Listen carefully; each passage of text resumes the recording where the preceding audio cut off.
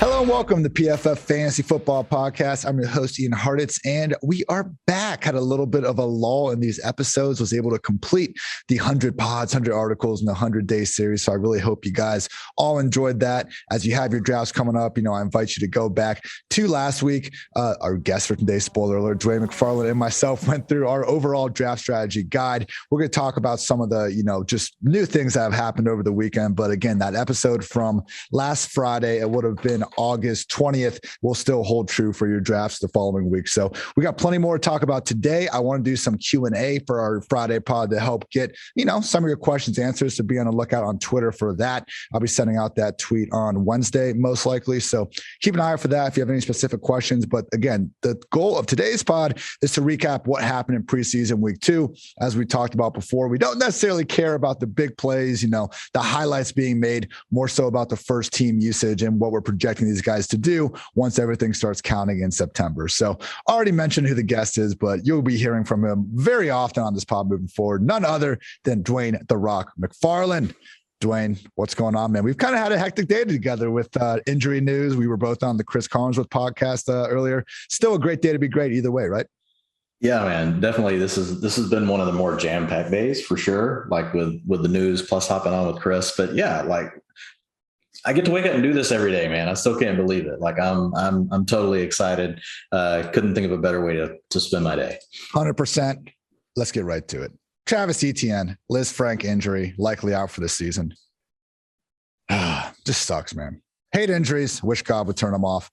Hopefully Travis gets healthy, back ready to go in 2022, because our job is literally to push forward and tell people how to win fantasy football games. We need to essentially dismiss Travis at this time, talk about what the purpose is. So while I would love for the entire industry to give injured guys 24-hour breaks, and then we'll talk about it, not the reality of our jobs, Dwain. So let's talk James Robinson, Carlos Hyde, what's going on? My initial thought is that while we're not getting James RB1 son back, James RB2 son seems like a solid just goal and projection to be giving now the feature back for Jacksonville Jaguars. I would just say, people, the reason why Robinson was so effective in fantasy last year wasn't because he's one of the best running backs in the league.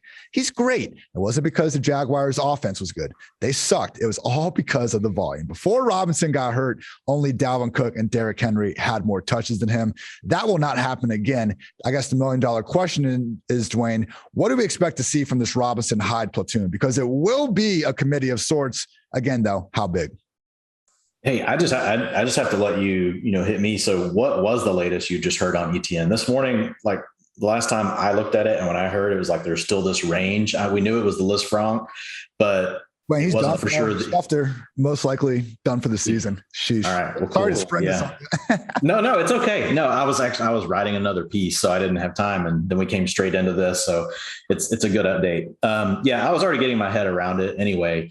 So I think you did a good job just kind of laying it out, but I think Robinson's going to handle most of it. I think Hyde's going to be a nuisance. I think you're right where you're putting him, which is an RB2. And for some people that will land in what you would call the RB dead zone. But I don't consider Robinson to be the typical dead zone back at this point now, right? With Etienne out for the season. So I would expect him to handle, 250 carries or so, Ian, which is going to be worth an RB2 at the price you're probably going to be able to get him. It'll be interesting to see where his ADP sorts out, but I would feel comfortable with Robinson anywhere where you're taking guys like Darrell Henderson, David Montgomery, Miles Sanders, even you could say right around where Chris Carson's going. That's the range that I would put him in, right there. I would probably put him just above Josh Jacobs, J.K. Dobbins, right in that range. We're spot on. Same page. We've been talking on this podcast a lot about how in the first 3 rounds of draft, we are comfortable taking running backs if they're in the top 14. And Clyde Edwards-Helaire has kind of been our last running back of that tier. I wouldn't even disagree with someone putting Robinson as high as RB15. I think after Clyde, he could be worthy of that spot. I still have Chris Carson, DeAndre Swift for now, Montgomery, Henderson, and Dobbins ahead of Robinson. I'm tempted to even move him ahead of Dobbins right now. I guess just the question though, man, what is Hyde going to be? Because as we saw in the week 2 preseason snap counts, Hyde actually, I believe, outsnapped Robinson with the starters. I don't Yeah, it was 8 snaps for Hyde, 7 for Robinson. Look, I fully expect Robinson to lead this backfield. I'm preparing a backfield breakdown chart for the week 1 snap rates. I would expect it to be 70% Robinson, 30% Hyde. There is a chance it's more split down the middle than we like. There's also a chance they add a third down back to the equation, consider muddling it up. So we can't just assume we're getting that role from last year. We have brand new coaching staff, a lot of reasons. I mean, they drafted his replacement, Travis Etienne. We can't forget about that. Still, though, touches are touches. How do you feel 1-for-1 against Darrell Henderson? Because I think that's kind of the popular comp people are looking at. Again, I have Henderson a spot higher. I just think he's gotten a little bit more of the, respect from the coaching staff throughout the offseason. Yeah. And you've seen how I do my tiers. I mean, that's right where I'm going to slot him. And honestly, if someone told me they really felt, in their gut, they wanted to go with Robinson versus Henderson, I would be fine with it. And that's the point of tiers, right? I think the tier he's going to land in. Now we've got the DeAndre Swift news. I know I'm probably jumping ahead a little bit, but I think the tier for me, and this is a PPR tier, I would have it as Swift, Chris Carson. Then I would probably put James Robinson right there with Darrell Henderson, David Montgomery, Miles Sanders. And that would be my tier. And so I'm good with him versus any one of those players. I'm probably going to go with Carson over him. But once you get to Darrell Henderson, I think it really is a coin flip. We are lined up there. So yeah, people, great news. If you drafted James Robinson, you got that 7th or 9th round discount. Great news. You're not going to get it for any more. I would say, end of 3rd or early 4th, probably reasonable spots. But Dwain, I think we're probably both on the same page here where we're not going to be reaching on really Robinson or any of those running backs in the tier. If there's going to be a top 12 receiver available, going to continue taking those guys. You mentioned it with the news with DeAndre Swift. Unfortunately, we have another running back injury to quickly discuss. So DeAndre Swift has not been practicing pretty much all at training camp. He has a groin injury, if I'm not mistaken. And with that, we're now getting some concern from Dan Campbell himself about if Swift will even be ready for week 1. So him coming back, we already had to deal with Anthony Lynn, calling Jamal Williams his A back. I think a fully healthy Swift leads the backfield, but I think it's, 55, 45, 60, 40, something a little bit closer to 50-50 than I think maybe the Swift truthers out there would want to hear. Now you put this groin injury on top of it. Dwain, look, I have not been getting a ton of Swift regardless, because again, he's in the RB dead zone that we bring up 20 times a podcast. With this now, it is problematic. And unless he slides outside the top 20, I just really don't see myself getting him in many drafts at this point. Yeah, for me with Swift, he was one of the few guys I was actually targeting in the dead zone. And it's just because, he had the draft capital, young back. Jamal Williams, I thought would be annoying for sure. But Jamal Williams isn't a great player. He's a nice player and we know the coaching staff wants to use him. But I felt good enough about Swift that sometimes in the late 3rd, I was taking him as my 2, even a couple times in the middle 3rd. A couple times I started receiver tight end and I just grabbed Swift in the middle. So here's what I'm hoping. I just hope this pushes DeAndre Swift's draft price down, because I would love to buy him. All we need is for them just to let him get healthy, which he's very different than what we're dealing with, what we just talked about, right? He's going to be back. It's just a matter of when. If that means he needs to chill for 2 or 3 weeks, and I can all of a sudden get him in the 5th round of a draft, that's when I really want to pounce on DeAndre Swift. And I'll be drafting him all day long in that spot. I'm actually kind of, you never want a player to be hurt, but for what this could do to ADP, again, we never know for sure how people are going to react to this stuff. But typically this kind of news can send somebody down a round to a round and a half. And that's an overreaction in my opinion. And it makes Swift a better value than what we had been drafting him thinking he was healthy. So this is one where I think we could actually utilize the information. I know I have to work the word utilize in there. Sorry, Ian. We could use this information to our advantage. But I don't know what your thoughts are on that. And again, this is PPR, half PPR. I think when you get into standard formats, you really got to push Swift down a little bit more. Yeah, for me, him being already injured is a problem, and I am not going to be heavily betting on him because we don't know how big of an issue the injury is. So that's the big problem for me. One of my 10 tips for the draft season, difference between being injury prone and already injured. everyone becomes a value at a certain point. I'm not disagreeing with that. If he free falls, okay, we can get back in. But for now, as long as he's staying in that general range, I think I probably will be out on Swift. Dwayne, let's run through some of these other backfields. We talked, a lot in the week 1 preseason pod about some of the committees that were popping up, and we saw a lot of that continue to come to fruition. The Jets got Tevin Coleman back. Both Tevin and Ty Johnson worked ahead of Michael Carter. Najee Harris keeps getting fed in Pittsburgh. Antonio Gibson getting fed, not getting as many third down snaps as we'd like. Myles Gaskin came back to life to an extent, also still in a muddle committee alongside Malcolm Brown, Salvin Ahmed. Patriots backfield looks more muddled up with Sony Michel getting first team snaps all of a sudden. Carolina, we got Chuba Hubbard coming in, getting more of a true handcuff role. I think we can feel good about him actually being a Mike Davis-esque guy this year behind CMC. Then we got Denver, Buffalo, Arizona, and Baltimore all using multiple running backs. Final note I really had down was that we have Tony Jones, who we could call Tojo. I had someone shout that out on Twitter. Great call. Tojo is now apparently the RB2 in New Orleans. So I'm not asking you to comment on every single situation I just listed, Dwayne. Again, we did a lot of that last week. But any of those running back rooms with, some utilization that really sticks out to you? I really do think you hit on a lot of them with the Patriots. Just real quick, a lot of the upside that I think folks were wanting to be there. Ian, as far as Damian Harris, thinking he might really be more of just like him and James White. It does appear they want Sony Michel to be the new Rex Burkhead. They're kind of using him like this jack of all trades kind of thing.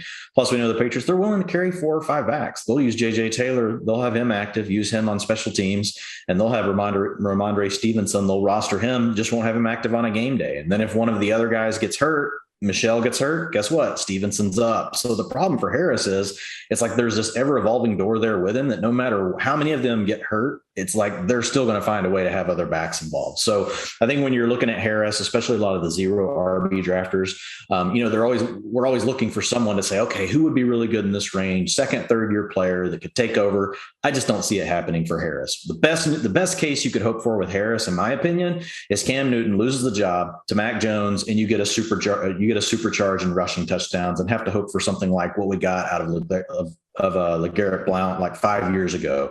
And you end up with, 12, 13, 14 rushing touchdowns. But this is a very different offense. I don't know if there's 12 or 13 rushing touchdowns that to even happen, in this offense. And we also don't know if Cam Newton doesn't get involved again, around the inside the 5, even if Mac Jones is there. So just some of the shine for Damian Harris, I believe, is gone.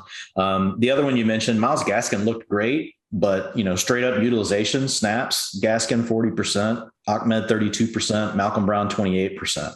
If you look at it on first and second down, 43%, 38%, 30%. Short down and distance, 100% to Malcolm Brown. Long down and distance, 33% to Gaskin, 67% to Ahmed. 2-minute offense. We actually did see 2-minute offense. You don't see that much in the preseason, but the Dolphins did run it with Tua. 100% of those snaps went to Gaskin. So that was encouraging. But really, this is it's a true committee. This is not even a 1A, and then you got 2 other guys just kind of splitting work. This is really, he is slightly in the lead, but I just don't trust it. I don't know about you, Ian. I worry it could go either way on any different week. And Gaskin's a guy that right now he's starting to move back up boards, and I'm probably just not going to be buying in because I think it's a complete unknown. There's not draft capital in him. It's not like he's a super explosive player. He's a nice player, but this is not an elite talent despite the production that he put up last year. I think he leads the backfield, which is fine, but I'm not spending RB2 draft capital to land someone that might lead the backfield. In my RB projection splits, I got him at 50% snaps,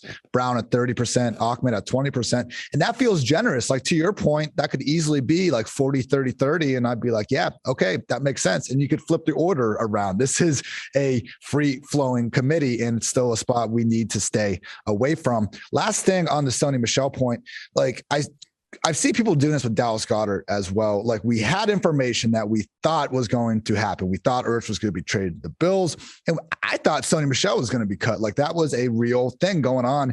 between some Patriots reporters, you look at the cap sheet, you look at how a player has been used, it seemed reasonable that Michel would be a cut candidate. And if Sony was out of the picture, great. We finally have a 2 RB backfield in New England. Now, Ramondre Stevenson coming up still didn't necessarily concern me. It's when Sony got into the first team snaps last week, and to your point, is being used in that Rex Burkhead role. So just like I see people who won't move Dallas Goedert down the ranks because they're saying, oh, he's just better than Ertz, it'll work out. Now we're getting that conversation with Damon Harris versus Sony. I don't disagree that Damon Harris is the better back. I think he is, but clearly the Patriots think it's close enough to keep Sony involved in the picture. So we'll just say, people, make sure you're being aware of the reason why you're ranking players the way they are, and then don't be, chasing your confirmation bias after the situation changes. James Robinson was my single biggest fade of this season before the Travis Etienne injury. So I'm not going to sit here and say, oh, keep fading him. It's not going to work. No, we get the new information. We adjust accordingly. And, I'm not saying I'm perfect at it either, just something to keep in mind as we continue to do this. Dwayne, do you have any more notes on the running backs? Or do you think we covered everything we kind of needed to? No, I think we hit most of it. Just a couple little things for people to remember. This is a take I kind of put out there, and I know people didn't really like it, but I'm a little concerned with A.J. Dillon. He looked good, but I'm worried that Kylan Hill's looking just good enough, Ian, that if Aaron Jones were to go down, do we really think this is all going to A.J. Dillon now? Kylan Hill looks like really good as a receiver. I worry that he'll take the 2-minute offense, probably a lot of the long down and distance, a lot of the third downs, and A.J. Dillon he'll get more work because he would probably see most of the first and second down stuff. But I just worry that Kylan Hill is enough that should we really be spending, because if you look at Dillon, he'll go anywhere from the 8th to the 9th round. You're spending true premium capital on him versus Pollard. You'll get in the 10th or 11th. Madison, you get between 12 and 13. And then other guys you already mentioned, Chuba Hubbard, then we got Darrington Evans. Now you got Tojo. These are other guys that profile as having really big roles if their leading back goes down. And I'm just worried a little bit with Dillon, because I think the thought process has been, well, he could have standalone flex value. And now I'm worried, how much of that is really true? And is he really the true handcuff 100% to Aaron Jones if Aaron Jones goes down? It certainly seems like a situation where last year, Aaron Jones, when he missed 2 games, Jamal Williams went 89% snaps and 85% snaps, just workhorse level stuff. Yeah, if Jones goes down again, I think we'd have to probably put Dillon closer to 60%. I'm happy they're not treating him as this running back that just can't catch passes. But to your point, Kylan certainly seems like he's better suited for that. So that's the thing with these, not every backup running back is created equal. That's why we had the concern originally with Chuba coming into the offense, because Mike Davis had demonstrated that 3-down ability throughout his career. Panthers apparently believe he's fine, so I'm cool with that too. We need to make sure the Packers feel that way about A.J. Dillon. Real quick. Do you have any thoughts on the Jets? Because honestly, it's I struggle to really move any of those guys up the board. And I think the player I still prefer, but I don't want to hold to my guns and keep drafting him, too early. But I still feel like Michael Carter, and I'm hoping his ADP continues to fall. But if I were placing a chip on the Jets backfield, it would still be Carter. I just want his ADP to come down. Yeah, absolutely. I really haven't moved Carter much throughout all this stuff. It's just not as big of a surprise to me, I guess, as it is with other people. I still have him as my RB 37 at this point, but no, people still take him as the RB 27. That's crazy to me for him to be number 3 in his pecking order at this point. But yeah, I don't really want Tevin Coleman or Ty Johnson either, particularly not Ty Johnson. I do think Tevin could, with full health throughout the season, which is a big assumption for Tevin. I get it. With full health throughout the season, I think he might lead the way. But at this point, again, the issue with the Jets has always been not that Michael Carter will be the lead back. I still think he probably leads the way in production when it's all said and done. But is he going to be a lead back with a 50% snap rate or an 80% snap rate? Because one of those is a player that we're going to have a hard time putting in the flex spot. Another one is a weekly RB1. So that's always kind of been, that's my biggest takeaway from the Jets committee. It's not even Carter has a chance to break out of it. It's looking like the Dolphins, man. It's just a straight up 3-way committee with no real rhyme or reason. I think those are situations we're usually better off avoiding. Yeah, I agree. All right, let's hit some QB stuff before we go to some of the big wide receiver news. Obviously, still have a bunch of QB battles going on. I thought Zach Wilson and Mac Jones out of the first-round quarterbacks impressed the most. Some of the throws Wilson made against the Packers. I knew the dude had a cannon for an arm, but actually seeing him do it against, I know, backup competition, still better than BYU stuff. So I feel good about Zach, and I think right now I'm fine taking him ahead of fellow late-round guys like Sam Darnold, Carson Wentz, Daniel Jones. And with Mac Jones, people, like, again, you can just disregard everything we're saying and call it the preseason. I want the players to be good in preseason versus bad. So that's all I'm saying here. Mac Jones, among 45 qualified QBs, first in overall PFF passing grade when kept clean, when under pressure, and when throwing past the sticks. Number 2 when throwing 20 yards downfield, only behind Jameis Winston. And, even the other guys, Trey Lance, Justin Fields, obviously Trevor Lawrence. I think Lawrence has probably been the one struggling the most, still hasn't led that first team offense to a touchdown, but we still see the arm talent and the flashes. So Dwayne, I still remain under the belief. I know that Wilson and Lawrence already have their week 1 jobs under wraps. I don't see too many scenarios where all 5 of these guys aren't starting by the end of September. Is that kind of the way where you're operating right now? Or do you think that basically if you had to guess which one of these guys could have the toughest time seizing that job, who do you think it is? It's funny because it's the one that we probably think has the most upside, and it's Trey Lance. And it's just because, Garoppolo, he's the consummate kind of professional. They traded for him. They obviously liked him. Now they love Lance and they want to use him, but I don't think they have to force it. That's the thing. When the 49ers are healthy, I don't think they have to have Trey Lance to win. So he's the one that I could see wait the longest, but once he gets on the field, he's also going to be in the best situation. He's going to be in a great offense where he's going to have a coordinator. There's going to do all sorts of things to create mismatches, not only for him throwing the ball, but also for him running the ball. So you may have to be patient with Lance. And here's my prediction. Trey Lance gets cut from a lot of these teams. If you're in redraft league, you're going to see people draft Trey Lance. They're going to be super excited about him. It's going to be week 4 or 5. You know what happens, Ian. Injuries start piling up. Bye weeks start approaching. People got to make tough cuts. And Trey Lance will be a guy that I'll be adding because I think it will be probably October or so before he's out there. Justin Fields, I think he's going to get out there because Andy Dalton just doesn't look good. Period. Jimmy G didn't look good in the last game either, but we've seen Jimmy G look good in the past and he's been able to run the offense despite his injuries. Andy Dalton, in my opinion, it's just, he's past his prime. He looked good in 2015. Exactly. It's been a while, Andy. It's been a minute, So I'm with you on the idea of they're all probably going to eventually get in there. You got the 2 that, have their jobs locked in. I think Lance will take a little longer, but I'm super excited about what it looks like when he gets there. I also, the Zach Wilson thing, I think you nailed it. Not to agree too much here, but the guys you named, those are the ones for sure I would be drafting him ahead of. I think, what those other players are. So why really mess with it? Why not go ahead and take a look at Wilson? Plus, he's younger. You can get some rushing yardage out of it. And he's in a good offense, man. They have a good scheme. And I think he and Lance are the 2, and they play in the same scheme. So they're the 2 that are going to be the most protected by their scheme. So it's like once they're out there and they're really rolling, I think their coaches can help do a lot of things to really protect them. And just a quick note on Lance. History does tell us he'll be out there sooner rather than later. We've had 23 QBs drafted in the top 10 since 2010. 19 of those went on to start double-digit games. The only ones that didn't, Tua with 9 starts, Jeff Fisher version of Jared Goff with 7, Patrick Mahomes with 1. Jake Locker is the only top 10 quarterback not to get a single start in their rookie year since 2010. Going to be a sheesh from me. Quickly on quarterback, we also have the Denver QB battle progressing. Drew Lock really won week 1. Teddy came back and looked good week 2. And to Teddy's credit, he had a couple really impressive tight window throws along the way that we don't usually see as much from him. Lock, I didn't think was awful. Had a drop or 2, had a pretty cool flip. He went out there where I think if Mahomes made it, we would have been seeing it all over ESPN for a good week. But I think the answer in fantasy in Denver, Dwayne, is just no. They start the season with the Giants, the Jaguars and Jets, not brutal, but then the Ravens and Steelers. No one's drafting these guys anyway. If they somehow make it out of this, just again, pretty rough start to the year and they're looking good, great. We can talk about signing them then. But for right now, I still don't think we need to really worry about the Denver battle as much. I guess the more actionable piece of information is what to make out of New Orleans, because my goodness, Taysom Hill, I don't think is quite as bad of a quarterback as he showed on Monday night, but that was not good, Dwain, when you're in the middle of a quarterback competition with a guy in Jameis who was showing off all the tools, all the arm talent, all the things that have been missing from this offense for the last few years. One, do you think Jameis Winston locked up this competition like I do? And two, where does that now place him in your fantasy ranks?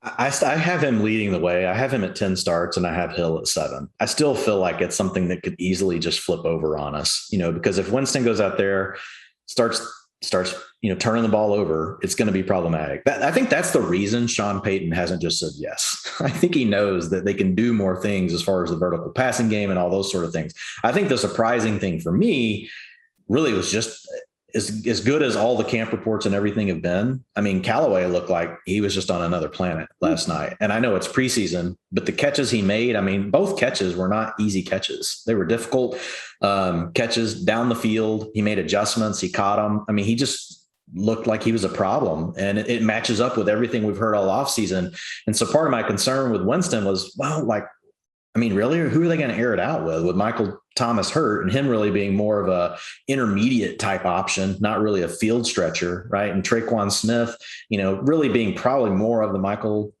Thomas role, even though we've seen him do a little bit deep. And then you got these other guys we weren't sure about. But with Callaway, if he can really stretch the field like this consistently, then I think that could actually be the key that unlocks things for Jameis, is because you need a player out there that you can actually uncork it too. And it looks like Callaway is going to give them that. So I do think that Jameis right now has pulled ahead in the race. I think it's going to be something, though, that we're probably going to have to monitor all season. As long as Winston's playing well, he'll be fine. But I know that Peyton will probably particularly have a short leash if they're in the race in the division. And I'm one that thinks the Saints could really take a big drop off this year versus, if you look at the division that they play in, obviously you got to deal with the Bucks. But I think this is a year where the Saints, they're going to want to try to keep things close, lean on their defense if they can. And that's where Jameis concerns me, because if he gets into the turnover game, that's going to be a problem. Are you taking Callaway over Traquan at this point? Oh, God, yeah. Yeah. Maybe Callaway's just who we need to talk about. I think Callaway is in the top 50 receivers now. Ooh. How about you're still taking like Mike Williams, Marvin Jones ahead of him?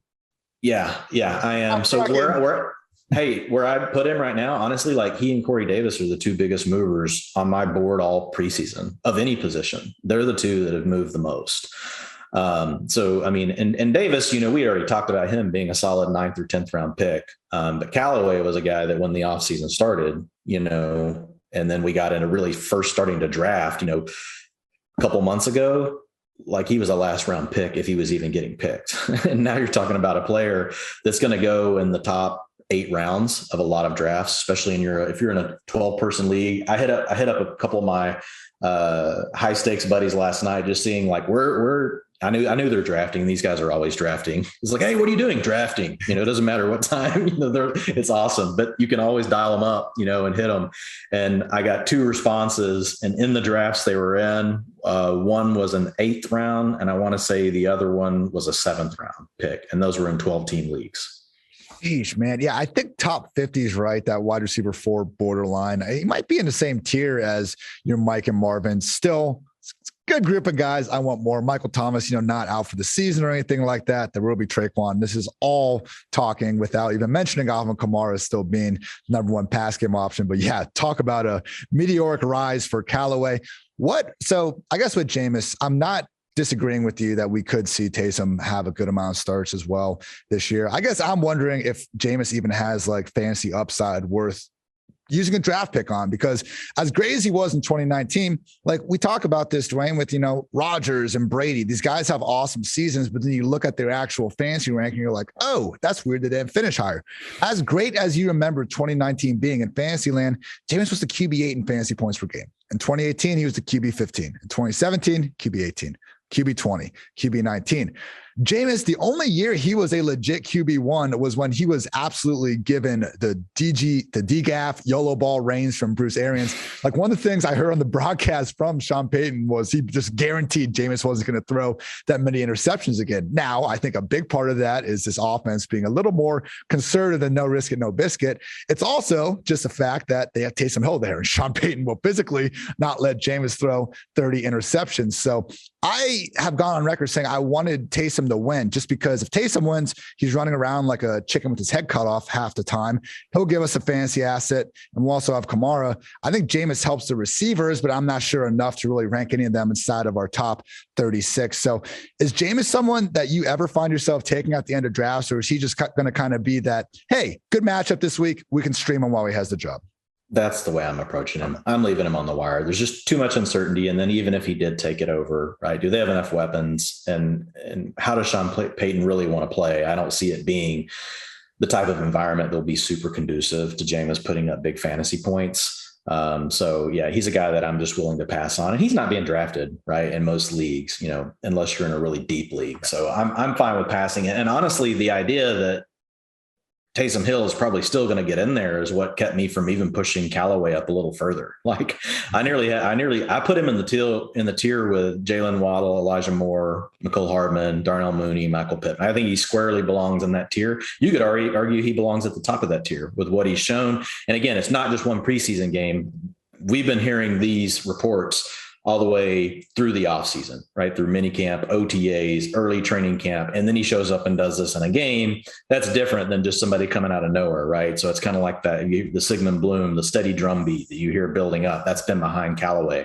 So I like him right there. If I knew that Jameis was going to be the quarterback all season, I would bump him up to the next tier in that same area as Corey Dayis, Curtis Samuel, Marquise Brown, Will Fuller, all those names. And because some of those were just like, what's going to happen with them? I mean, are they going to be healthy? To your point earlier about health, all of them, are still not practicing when you look at Samuel, Brown, and Fuller.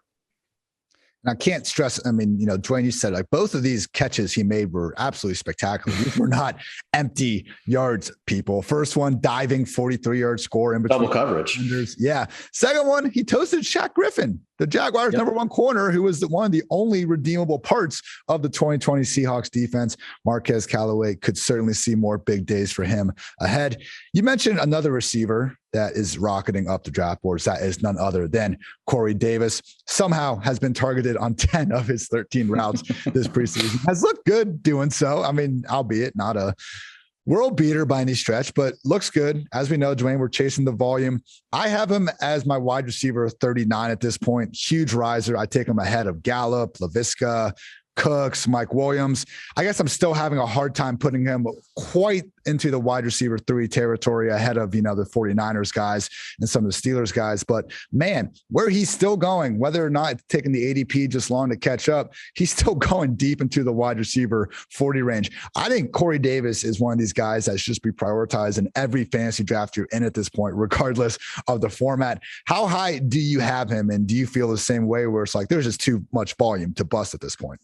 Yeah, I have him at 41 position wise, and I have him at 81 overall. So yeah, he's in my top 100. So Corey Dayis, I've got pretty good exposure to him already, with Zach Wilson stacks and best ball, which I'm happy about at this point. But yeah, you named some good names there. And some of them I struggle with. It's like, when you're really trying to figure out where these guys fit. And that's when you truly test yourself, is when you don't just put a number on them, you try to fit them into a tier. Because then it's almost like you're on the clock drafting. It's like, which one would you choose? And you're trying to fit where they fit in that, you're trying to decide where they fit in that pecking order.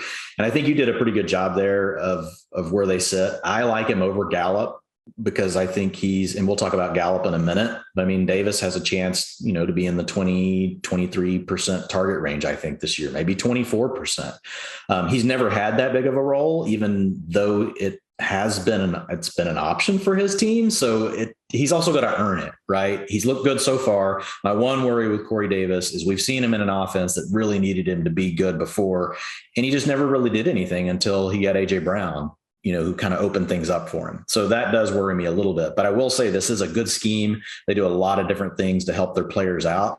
Receivers ultimately still just have to win. It's different than running backs, in my opinion, where volume can be the bigger dictator. Receiver, I think there's definitely more talent that has to come into play. You played football, Ian, like you can speak to a lot of this, but there's a lot going on that people don't think about, like as far as being able to beat certain coverage types, be on the same page with your quarterback. There's a lot of nuance.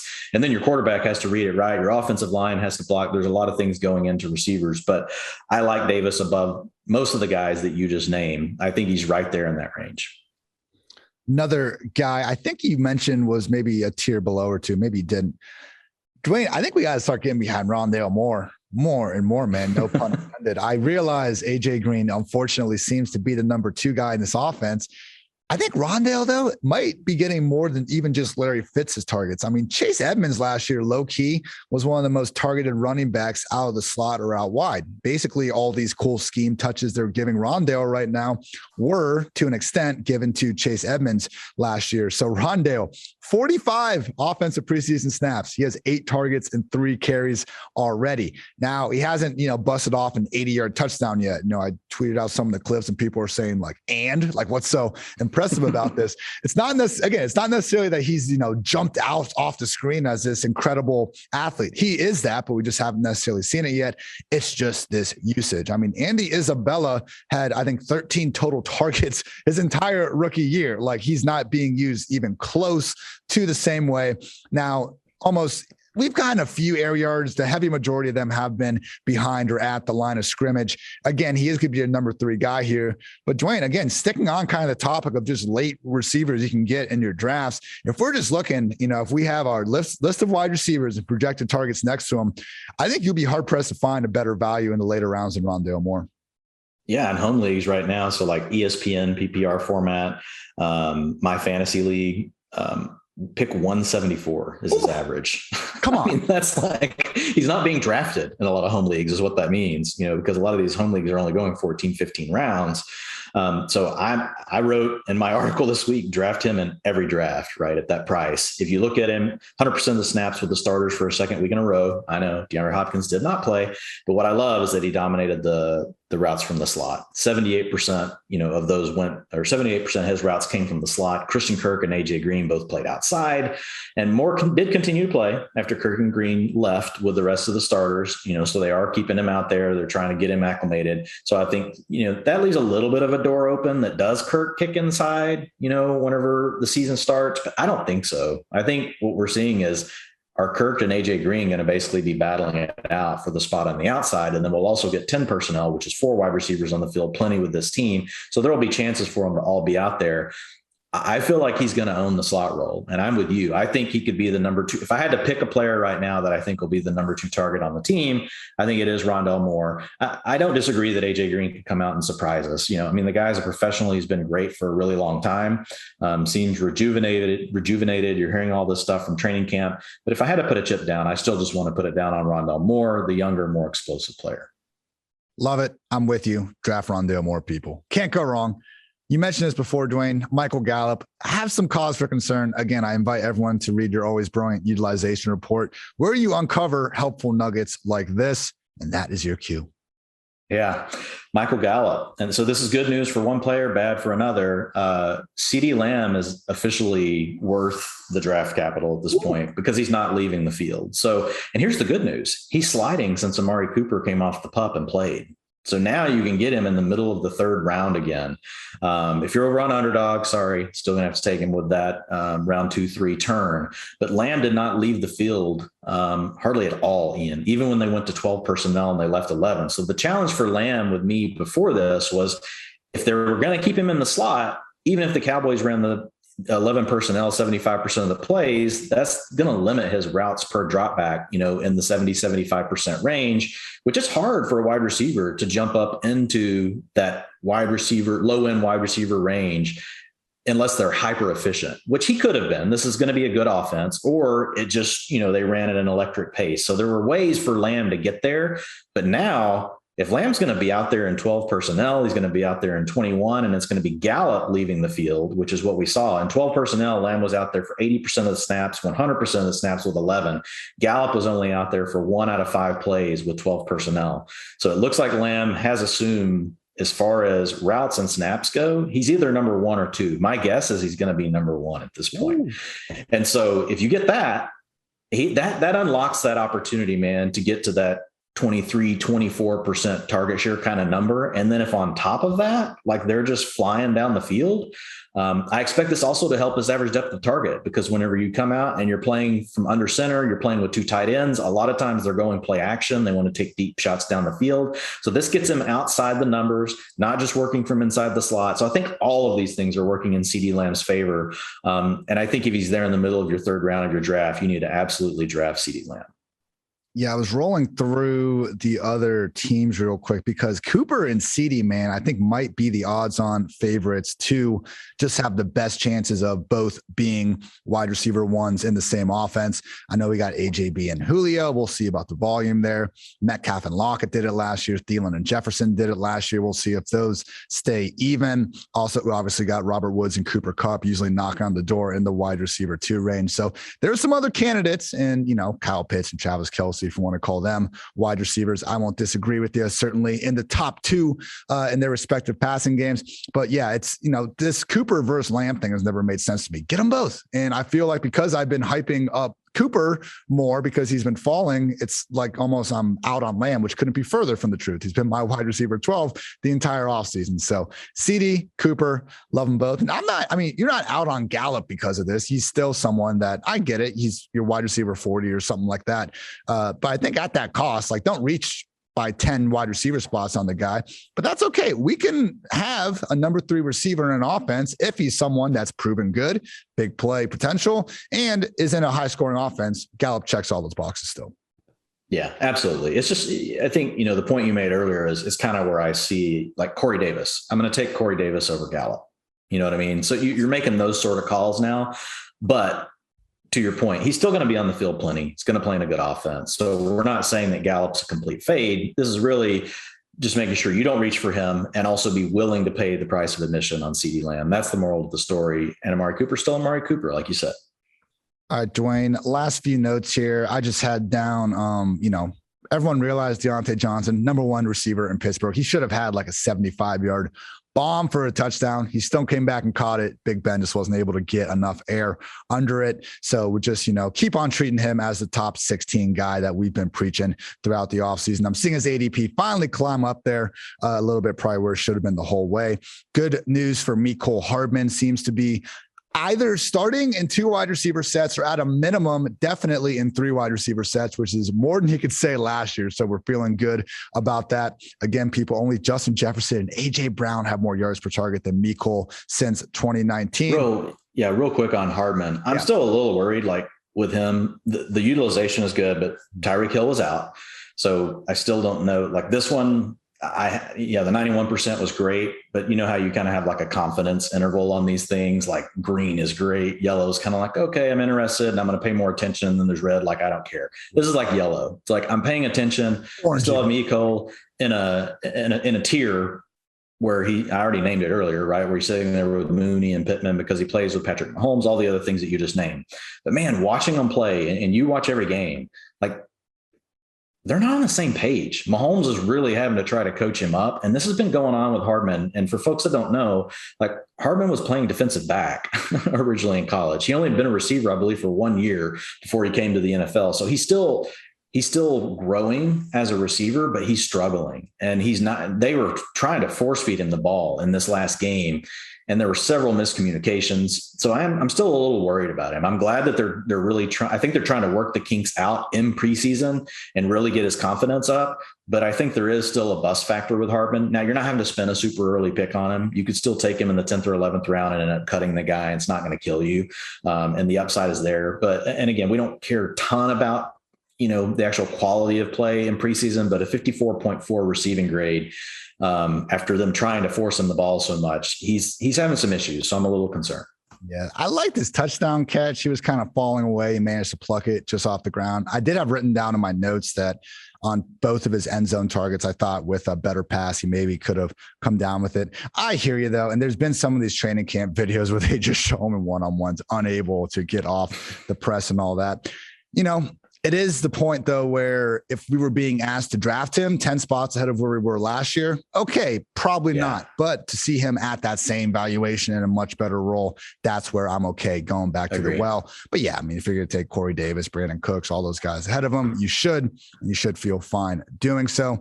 Dwayne, last thing we can hit on is any new notes with tight ends. I didn't have a ton. Dallas Goedert continued to be split with Zach Ertz, and we even saw Richard Rodgers get some involvement in the first team offense. I think, as much as people want to say Ertz is a value based on where he's been going, yeah, sure, he'll beat that ADP. Is he someone you want as your starting tight end in the fantasy league? I don't think so. So best ballers, if you want to try to cash in on that 18th round pick, maybe go for it. But I'll generally still not be drafting Ertz and definitely not Goddard as long as he stays priced where he is. And yeah, man, Adam Troutman, apparently the injury isn't too severe, but his stock continues to go down. Irv Smith seems like someone where he's getting a little bit more usage with the starters, which is great. Still don't fully expect him to pull away from Tyler Conklin. I think I had the same conclusion as we did last week, man.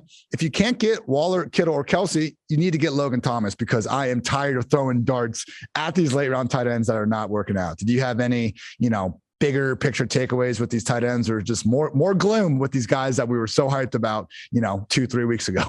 So Irv Smith definitely has my attention. Ran a route on 89% of Kirk Cousins dropbacks. He was targeted 22% of the time. So he was always more of a 70% player last season with Kyle Rudolph around. So I know they like Conklin, and Conklin did not play this last weekend. He was out with a hamstring. So I have to caveat the statement, but I feel really good about what Irv Smith's role is looking like. So he's a guy that at this point I'm taking ahead of Goddard, some of the other names that are moving down. So if I get, say, to we talked about Logan Thomas being like the break glass, like don't let it go past him kind of thing last week on our strategy show. But if it does get past that and you're sitting there staring at Higbee and Fant, I think the other guy that belongs in that tier at this point really is Irv Smith Jr.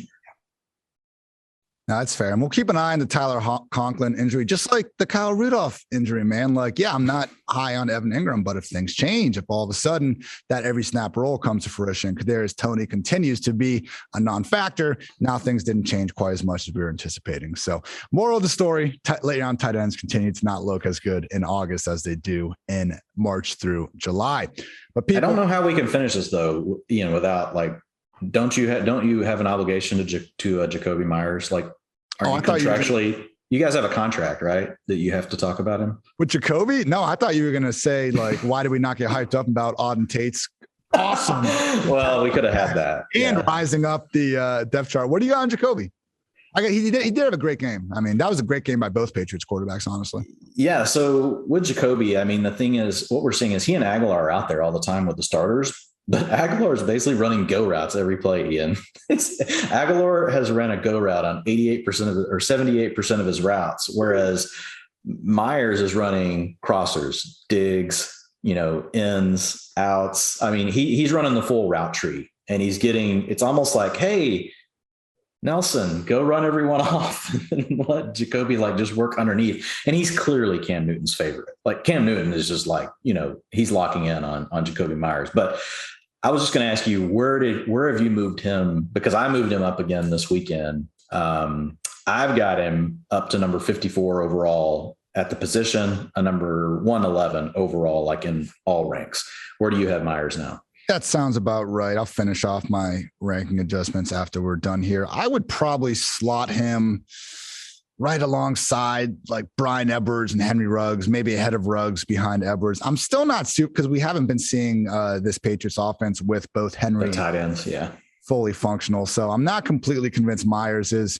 the wide receiver one. He's still a value where he's going, man. I remember one of the first times I did all right, my rankings versus ADP, who am I higher and lower on? And I saw Aguilar and Myers just popping. If they're still going in the 70s and 80s range, absolutely sign me up for that. It's once we start getting into the legit discussion. It's funny, man. I have T.Y. Hilton as my wide receiver 73. And anytime I see a receiver that I'm moderately interested in, I'm all right, well, at least put him ahead of T.Y. I will look a little bit higher. He's the litmus test. Okay, above or below T.Y. David Johnson for the running backs. It's we have these certain guys that, it's a litmus test. You nailed it.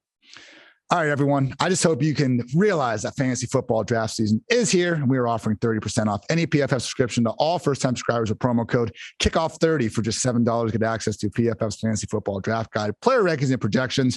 Of course, you can get mine and Dwain there. All of PFF's locked article content, cheat sheets for your fantasy draft, and more. Again, promo code Kickoff30 for 30% off any PFF subscription. Get access to all of PFF's fantasy tools for just $7. Also, we'll give a shout out to our friends at Fantrax. Fantrax's free fantasy football league manager is the most customizable, easy to use, and feature-rich platform in the entire industry. PFF is gearing up to play our leagues on Fantrax this season, and we have drafted one already. If you're coming from another site, that is no problem. Fantrax can import any of your current leagues completely free. Create a free account now using promo code PFF at fantrax.com/PFF. And listen, people, get a chance to win a trip to any regular season game this year for you and your entire league, plus $6,000. 6 big ones. Gotta love that. Thank you, Fantrax. That is promo code PFF at fantrax.com/PFF. Final note, the NFL is back, and DraftKings Sportsbook, an official sports betting partner of the NFL, is giving all new players a can't-miss offer for week 1. Bet just $1 on any NFL game during the first week of the season and receive $200 in free bets instantly, no matter what. Take advantage of this limited time offer now. Download DraftKings Sportsbook app now and use promo code PFF to receive $200 in free bets when you place a $1 bet on any week 1 game. Promo code PFF to get the free $200 in free bets instantly. Limited time only at DraftKings Sportsbook, an official sports betting partner of the NFL. Must be 21 or older. New Jersey, Indiana, or Pennsylvania only. New customers only. Restrictions apply. See DraftKings.com/sportsbook for details. Gambling problem? Call 1-800-GAMBLER or in Indiana 1-800-9-WITH-IT. Dwain, you got the utilization report out there. What else can the people find from your lovely self on PFF.com? Yeah, I've also been updating all of my rankings, just like what you were talking about. Also, I just dropped, or I wrote today my top 250 article for PPR. And I also tiered it. Last week, I dropped a strategy article on each position for how you should approach the draft. So quarterback, running back, wide receiver, and tight end. What else, Ian? There's a lot going on. Like trying to keep up with, keeping all these different things updated. And then, we've got a really cool draft kit where all of us behind the scenes, we go in and we update, our different tiers, different rankings, all that stuff. So if you guys haven't had a chance to check that out, especially if you've got your draft coming up, absolutely want to make sure that you go and look at that as well.